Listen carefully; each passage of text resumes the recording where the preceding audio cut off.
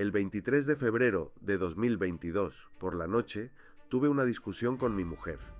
Ella no me creía, decía que no podía haber invasión, porque los rusos son todos normales, en su mayoría.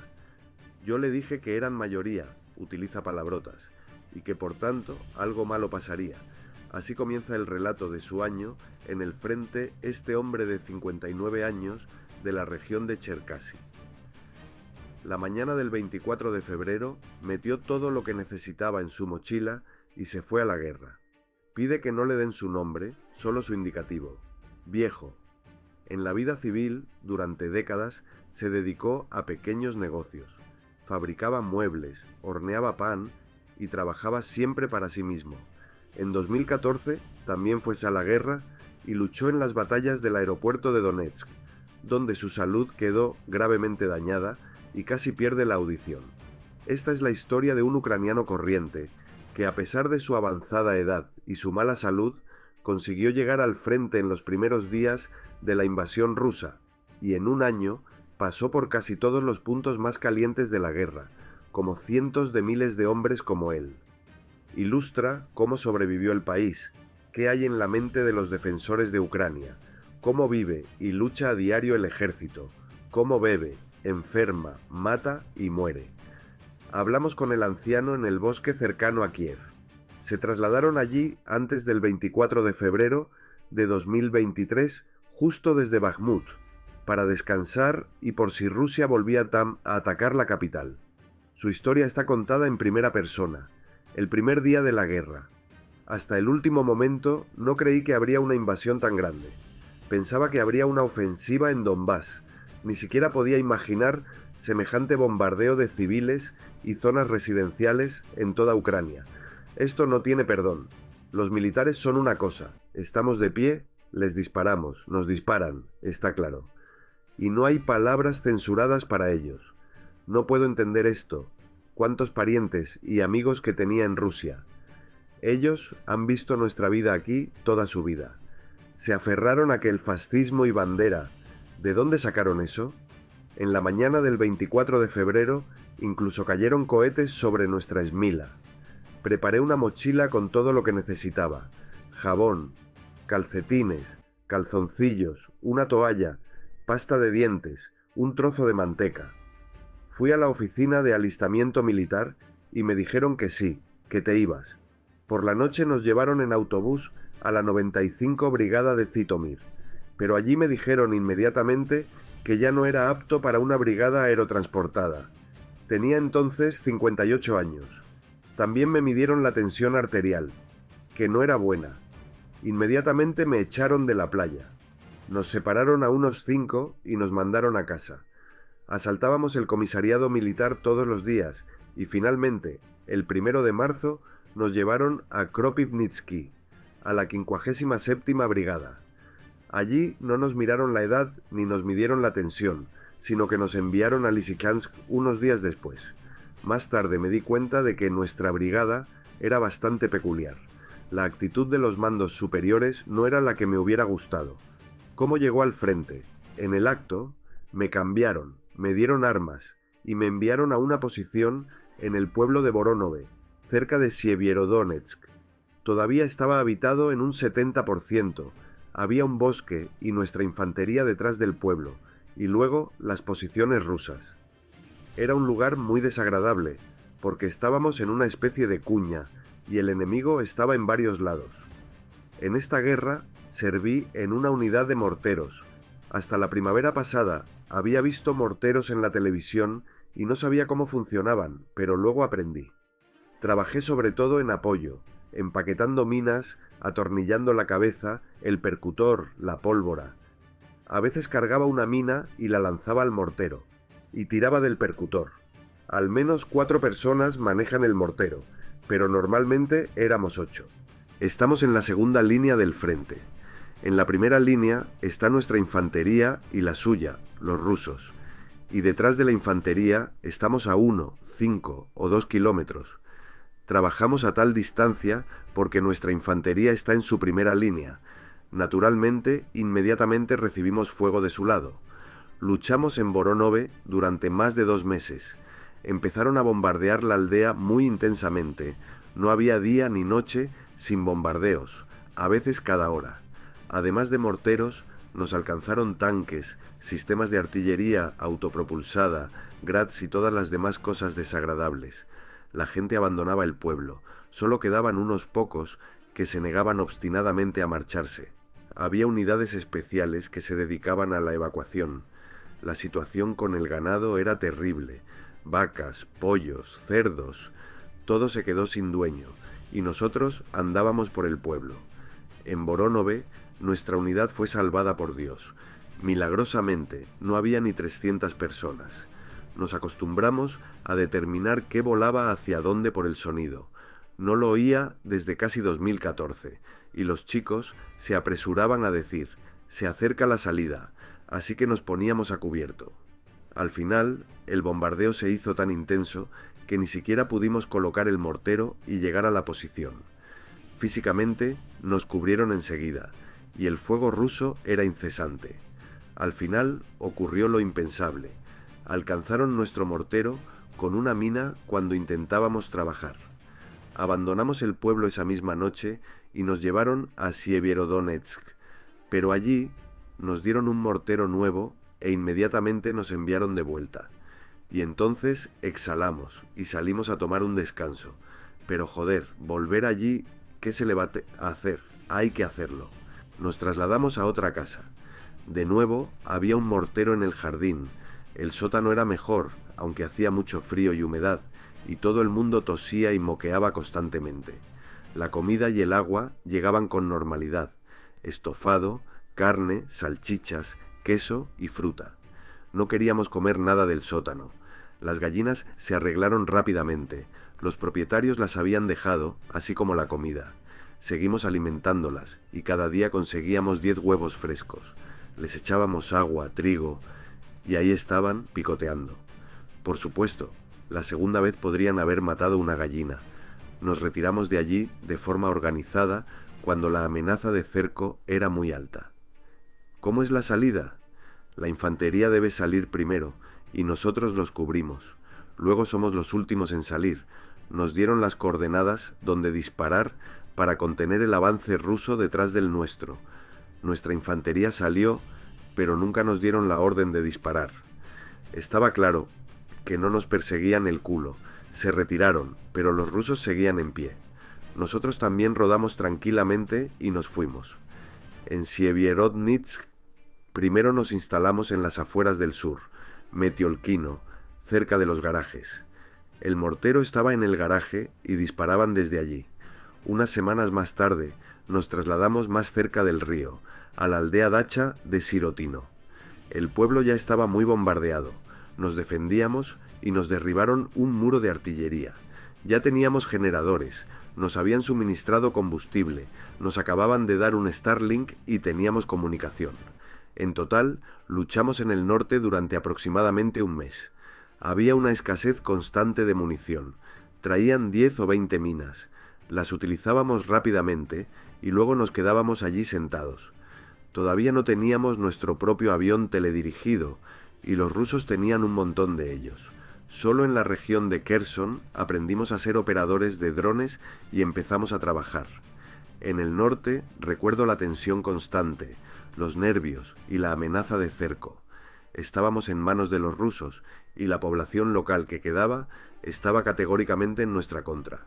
Aunque llevábamos agua, pan y estofado, la actitud era muy notable.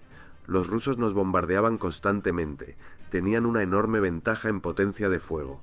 Nosotros nos defendíamos y retrocedíamos constantemente. Un día, nuestros especialistas llegaron al final, y entonces el GUR dijo que era suyo. En aquel momento no estábamos lejos. Entró una banda de entre 15 y 20 personas. Eran unos completos cabrones, bien entrenados. Infligieron muchas bajas a los rusos e que hicieron prisioneros. Pero la calma después de eso duró poco. El shock en el ejército ruso, pasó rápidamente. Así no se gana una guerra. Al principio había 4 puentes desde el norte. Rápidamente ocuparon 2 de ellos. El cuartel general estaba en Lysychansk, al otro lado del río. Alimentos y municiones, rotaciones y todo lo demás se transportaba a través de los otros dos puentes. Sin embargo, fueron rápidamente destruidos uno a uno y la ruta de escape fue cerrada. Pudimos conseguir algunos suministros médicos y todo lo que necesitábamos por el río, pero no se puede llevar mucho en botes de goma por la noche. Cada pocos días traían 10 minas, así que seguíamos trabajando. Estuvimos varias semanas sin puentes. Luego recibimos la orden de partir. Llegamos al cruce de noche. Allí había mucho equipo, como en un mercado. Todo el mundo venía, descargaba y se iba. Usamos 2 botes para cruzar. Nos llevamos el mortero y dejamos atrás el material más pesado, Lysychansk y las primeras bajas. No luchamos mucho tiempo en Lysychansk, unas 3 semanas. Fue allí donde sufrimos nuestras primeras bajas. El mortero se averió rápidamente y no había suficiente gente para defenderlo. Toda nuestra batería fue lanzada a las trincheras como infantería. Llegamos a la posición y empezamos a cavar. Todo el mundo estaba disperso. Llegué hasta el final del rellano para vigilar la vía férrea y el paso bajo ella. Oímos que se había iniciado un tiroteo detrás de nosotros, de hecho, en la retaguardia. Corrimos a ver qué había pasado con nuestros hombres. No había radios y los teléfonos no funcionaban. Algún grupo subversivo había entrado en la zona donde estaban nuestros hombres y hubo una pelea. Encontramos el chaleco antibalas ensangrentado de Tolik y su cuerpo fue devuelto pronto, y otros 3 que fueron capturados vivos fueron canjeados en enero. Nos defendimos en ese desembarco durante un tiempo. Las unidades que teníamos al lado se retiraron y nos dijeron que huyéramos porque sería... Ups. Nuestro comandante seguía diciendo: «Vamos, derrotaremos a todos». Así que nos quedamos. Empezó un bombardeo masivo. Había un tanque, un vehículo blindado de transporte de tropas, ametralladoras y ametralladoras. No podíamos asomar la cabeza. Y estábamos con rifles de asalto. Yo también tenía un lanzagranadas bajo el cañón. Estábamos disparando hacia atrás, e incluso vi a algunos rusos. Tal vez incluso maté a uno. Pero el fuego era intenso. Los tipos seguían detrás de nosotros, nos disparaban y nosotros les disparábamos a ellos. Pensaba que o nos daban en la nuca o esos cabrones nos daban en la frente. Era un espectáculo desagradable. Después de 1 hora de intenso combate, hubo una pausa de medio minuto, y en ese momento huimos al bosque. Allí también hacía calor, pero sus vehículos no podían cruzar la vía férrea, y su infantería no tenía prisa por alcanzarlos sin su equipo. Al defender Sievierodonetsk y Lysychansk, nuestra brigada fue duramente golpeada, sobre todo la infantería. Nuestras pérdidas fueron muy elevadas. Cerca de 1/3 de nuestros hombres resultaron muertos y heridos. Ya salíamos de Lysychansk por los campos, así que llegamos casi a Kostiantynivka. Allí nos instalamos en un rellano y pasamos 2 semanas recuperándonos y aseándonos. Luego me enviaron a un hospital para recibir tratamiento, y los muchachos se fueron a la región de Chernihiv. Allí ya habíamos establecido la cohesión y casi habíamos vuelto a formar nuestra brigada después de las pérdidas. De nuestros 8 hombres perdimos 4, 1 muerto y 3 capturados, y otras unidades estaban peor. Siempre es fácil criticar, pero echando la vista atrás, incluso con lo que teníamos, podríamos haber defendido Sievierodonetsk de forma más eficaz con un liderazgo y una comunicación adecuados. Si hubiéramos preguntado directamente a la infantería qué necesitaban y dónde disparar, habría sido 10 veces más eficaz. Nos dieron coordenadas y permiso para disparar desde arriba, pero mientras nos lo daban, la situación cambió y la infantería necesitaba nuevas coordenadas. La infantería nos pidió que disparáramos aquí, pero no pudimos, porque nos dieron números desde arriba. No había contacto directo efectivo. Como se suele decir, todo se hacía a través de la cruz del cangrejo de río. Todo el mundo escupía. ¿Cómo podía ser? Así que a veces hacíamos como que no oíamos el mando y hablábamos directamente con los chicos de la infantería. El efecto era bombástico. Nuestros chicos se quedaban asombrados al ver cómo lo vertíamos con precisión, y el resultado era que podían tomarse un respiro en el frente. Los rusos se lo quitaron de encima y se mantuvieron alejados durante mucho tiempo después de aquello. Más tarde, nuestra comunicación mejoró mucho y empezamos a utilizar drones directamente. La ofensiva de Kherson y las mayores pérdidas. Tras la coordinación del verano, nos trasladaron rápidamente a la región de Kherson, en la frontera con la región de Mykolaiv. Se estaba preparando una gran ofensiva y el suministro de equipos y armas había mejorado en comparación con el norte. Allí también hacía calor, bombardeos y cobertura constantes, y sufrimos grandes pérdidas en nuestro equipo. Nos cubrieron y mataron a 2 de 11 de una vez. Otros 3 resultaron heridos. Fue en algún lugar cerca del estanque Sukhoi. Ese día empezamos a trabajar, nos dieron las coordenadas y nos atacaron con normalidad. Disparamos un mortero con mucho éxito. Ya teníamos nuestro propio helicóptero, observábamos dónde impactaba cada mina y lo corregíamos en tiempo real. Era muy guay. Le dimos a un vehículo blindado de transporte de tropas, a una trinchera donde estaban los rusos, y disparamos 19 veces. Después de eso, empezaron a dispararnos desde 2 kilómetros de distancia. En aquella posición no cabe un gran refugio para mí, porque no tenía pala o me dolía la espalda. Encontré un pequeño hueco de unos 40 centímetros de profundidad. Lo tapé con un hule para que no lloviera y me tumbé en un catre con un saco de dormir, y fue estupendo. Las primeras explosiones se produjeron a unos 100 metros. Caía cada vez más cerca y el comandante ordenó a todo el mundo que se pusiera a cubierto, así que todos nos escondimos en agujeros. Ya era otoño, el bosque estaba tan quemado que podían vernos bien, aunque llevábamos camuflaje. Los chicos también cavaron trincheras cerca unos de otros, y yo estaba a 50 metros de ellos. Las minas caían justo sobre nuestras posiciones. En las pausas entre explosiones, saltábamos y el comandante corría un poco tembloroso, pero si corría, estaba bien. Luego sacaron a Sanko, pero el bombardeo no cesó. Le pusieron un torniquete en la pierna y a duras penas lo arrastraron hasta el coche. Era pesado y grande. Luego arrastraron a otro y lo enviaron inmediatamente a los médicos. Al segundo coche le dieron en el depósito de gasolina, el chorro fluía y estaba lleno de munición, así que nos apartamos un poco. Empezamos a contar y faltaban 2.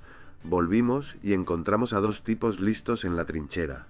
Murieron inmediatamente. Una mina puede colocarse a propósito para que explote un poco por encima del suelo. Eso fue lo que pasó. Les dieron a los 2 a la vez, a uno en la cabeza y al otro en el corazón por la espalda. No había ninguna posibilidad de sobrevivir. Llegamos y seguían allí sentados. Después de esta batalla, permanecimos en la región de Kherson durante unas semanas y cuando los rusos se retiraron, nos arrojaron a Bakhmut. Los rusos se mantuvieron firmes cerca de Kherson y equiparon muy bien todas sus posiciones, las minaron, y en algún momento simplemente se retiraron. No puedo decir que nuestra ofensiva fuera fuerte. A todos nos sorprendió ver lo rápido que huyeron a través del Dnipro. Su maniobra no estaba muy clara. Tal vez no querían cruzar el Dnipro en invierno. Nuestros soldados empezaron a seguir sus posiciones y a limpiarlas de minas. Nos sorprendió lo bien preparado, que estaba todo para la defensa. Lo que era muy agradable en la región de Kherson era la actitud de los lugareños hacia nosotros. Había un gran contraste con las regiones de Luhansk y Donetsk, donde combatimos. Cerca de Kherson, la población era extremadamente positiva, y enseguida se notaba que la gente estaba a nuestro favor. Se notaba incluso en las viviendas. Aquí, en la región de Kiev, nos alojaban en casas por turnos. Todo era gratis. En la región de Kherson era parecido. Pero cuando estábamos en Kostiantynivka, cuando salíamos de Bakhmut para descansar, los lugareños nos cobraban 1500 hryvnias por persona y día en una casa. ¿Cómo es posible? La batalla por Bakhmut. Llegamos a Bakhmut en otoño.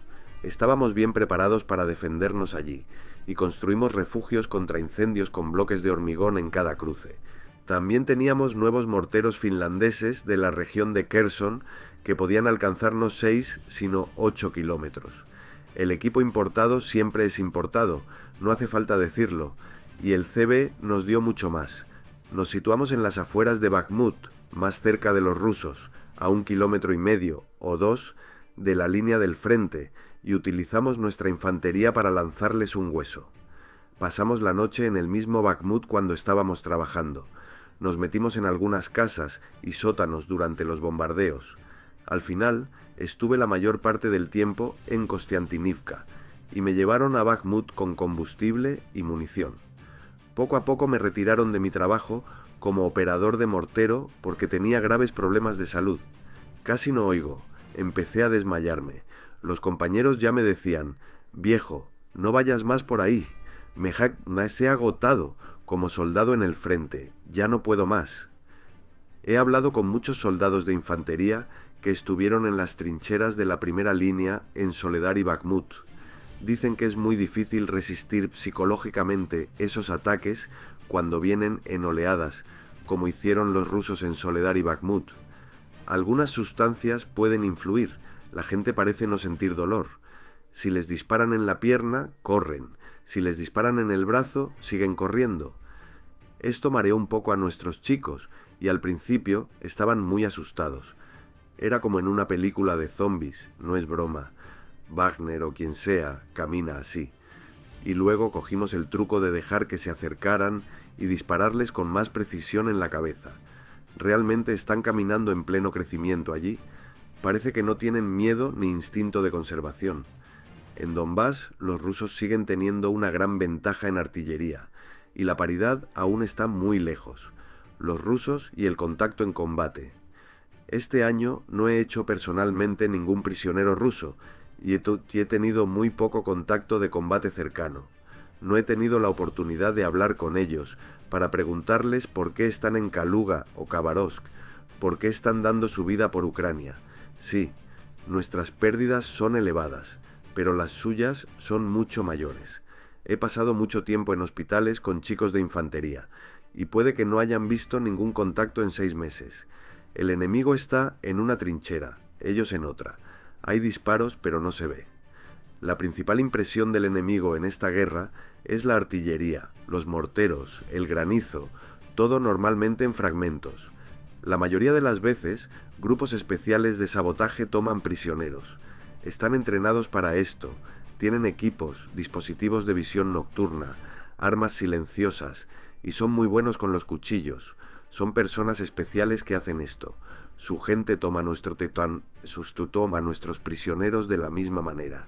A veces hay un cerco a gran escala, pero la mayoría de las veces capturan a esos grupos. La mayor parte del tiempo, durante la guerra, fuimos alcanzados por morteros, 80%. Nosotros les alcanzábamos a ellos y ellos a nosotros.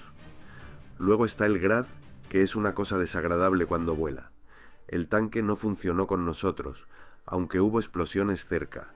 El helicóptero seguía disparándonos. Puedes esconderte de un mortero y de un Grad. Los oyes y tienes unos segundos para caer al suelo o en un agujero. Oyes un silbido típico de un mortero. Tienes 2 segundos para correr. Grad solo cubre la plaza, pero hay aún más tiempo desde el momento en que lo oyes. Suena como un tren de vapor en marcha. El ruido es muy desagradable, pero acribilla mucho a la gente. La guerra ahora y en 2014 son muy diferentes. Incluso en el aeropuerto hubo muchos disparos. Una ametralladora roja, hubo muertos y heridos. Yo tuve una conmoción allí. Hoy en día no se usan mucho las armas ligeras, se usa sobre todo la artillería. Si no te atrincheras, no tienes ninguna posibilidad. Es una guerra injusta. La gente muere y no puedes hacer nada. Tienes una ametralladora, pero no la necesitas. Alcohol en la guerra. Apenas bebíamos en las posiciones. Se pueden contar con los dedos de una mano las veces que nos dimos un pequeño capricho. Había un día, una fiesta, y luego 2 copas. Allí no es aceptable. Hay algunos avatares, luchadores que siempre están borrachos allí, y había un hombre en el barrio que bebía y no le importaba. Pero no es que esté tirado, solo borracho. El mando multa a la gente por esto. Luchan contra ello, pero no hay muchos avatares así. Siempre tenemos una seria prohibición de ir al frente. Cuando estás en rotación, es tabú durante el día, y si estás por la noche, tienes que llamar y avisar al comandante de que vas a beber 50 gramos. Está claro que bebes 150, pero no sales sin permiso y no bebes en ningún sitio. Libros en la guerra. La guerra es la guerra, pero a veces necesitas pasar el tiempo para hacer algo más que sentarte en posiciones de combate. Cuando hay conexión, los chicos están constantemente al teléfono, y cuando no hay internet es como si estuvieran sin manos. En cuanto a mí, me da igual tener teléfono o no. Llamo a mi familia y ya está. Así que leo libros, sobre todo de aventuras y detectives. Había un pueblo bombardeado. La mitad de las casas habían desaparecido. La próxima vez que coja un hacha o una pala serán trofeos. Yo hago lo mismo. Encuentro un libro o crucigramas. Es algo estupendo. Estoy leyendo para mí mismo, y los chicos van y me traen un saco. Aquí, viejo, léelo. Elegí un par de ellos. Les leo a los chicos en las posiciones. Les dejo que se rían. No es como si estuvieran llorando. Tengo una pequeña silla plegable de pesca. Llegamos, disparamos 2 tiros y luego podemos sentarnos y no hacer nada durante 2 días, pero en el refugio el día era luminoso y yo leía para mis adentros. Recibimos la orden de luchar, así que respondimos a los disparos. Esperamos hasta que empezaron a dispararnos. Entonces me volví a sentar y leí en una silla. Recuerdo que leía novelas policíacas, Veladas en la granja de Gogol y Taras Bulba. Me ayudaba a desconectar un poco. Durante la guerra debí de leer hasta 10 libros. Otro chico de nuestro grupo se aficionó a leer novelas policíacas. Ya no puede andar bien, Sanyok, a quien rescatamos de una herida en la región de Kherson. Enfermedades en la guerra. La guerra es psicológica y físicamente difícil. Hay un peso constante en la cabeza. La incertidumbre pesa mucho. No sabes lo que pasará mañana, dentro de media hora. Cargas y sobrecargas constantes del CB. En cuanto cambiaba de sitio, tenía que cavar y volver a cavar. Me duele la espalda increíblemente. Mi edad no es la misma, pero es muy duro para los más jóvenes. Mientras dura el tema agresivo con el bombardeo, de alguna manera no sientes la mayoría de las agujetas. Luego llegas a un vertedero y empiezas a toser. Te duele todo a la vez. Luego llegas a un lugar más agresivo y no vuelves a sentirlo. Quizás sea la adrenalina. En primavera empezó a dolerme la cadera de forma insoportable, no podía dormir. Fuimos a ver a una doctora. Me la miró y me dijo que mañana iríamos al hospital de Kramatorsk. Allí me examinaron. Todo estaba bien. Dije que me dieran algo para dormir, algunos analgésicos. Me dieron algo y me pinché. La siguiente vez que fui allí no había medicinas, estaban quemadas y rotas. También había allí una chica. Le dije que ¿qué hacías aquí? Querida, vete. El centro médico se trasladó al sótano. Había un chico y un conductor. El coche ya había sido bombardeado. Entré, la chica se había ido, gracias a Dios, y el chico estaba al mando. El médico estaba tan agotado, estaba completamente fuera de sí. Le dije que necesitaba supositorios para las hemorroides, que alguien necesitaba algo para la cabeza, que otro necesitaba otra cosa, y que yo necesitaba analgésicos. Sacó una bolsa y lo echó todo. Toma esto para el trasero, aquello para la cabeza. Me dijo, te daría analgésicos, pero el vodka solo estará aquí por la noche, así que vuelve. Nos reímos mucho. Mucha gente sufre de hemorroides, a veces tanto como los rusos. A los chicos les da por el esfuerzo físico y la hipotermia. Yo tuve tratamiento y cirugía antes de la Gran Guerra, así que no me molesta. Pero los chicos tienen un problema. La mayoría de ellos tienen presión y dolores de cabeza casi todo el tiempo. A mí me pasa lo mismo. La mayoría siempre tiene tos crónica. Fumo cigarrillos, pero dormir en el suelo no desaparece así como así. Todos tienen también dolores de espalda, unos más, otros menos. Momentos emotivos en la guerra. Lo más impactante de la guerra son las pérdidas. Los amigos mueren. Es algo tan memorable y que queda grabado. Sin embargo, a veces también hay momentos conmovedores en la guerra que se recuerdan. Así es la relación con los chicos.